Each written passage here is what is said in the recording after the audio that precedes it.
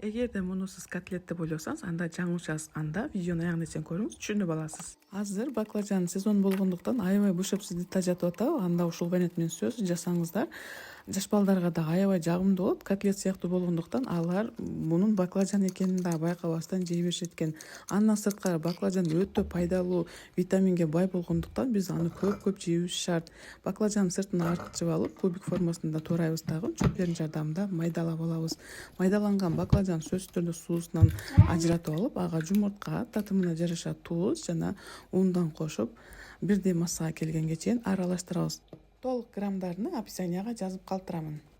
Баарысын тең бирдей массага келгенге чейин аралаштырып алабыз. Эгер суу коюктугу сизди каныктырбай атса, анда дагы үстүнө ун кошууңузга болот. Баклажаныбыз мына ушундай массага келгенден кийин кызып турган майга бир кашыктан салып, котлет формасына келтирип, эки жагын кызартырып бышырып алабыз. Котлеттерибиздин баарын бышырып алганыбыздан кийин майонезге чеснокту майдалап туурап салып аралаштырабыз дагы.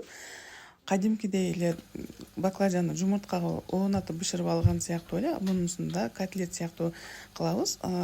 Майонез сүйкөп, ортосуна помидор кошуп, сөзсүз түрдө капуста же болбосо листья салата колдонуңуздар, аябай сонун даам берет.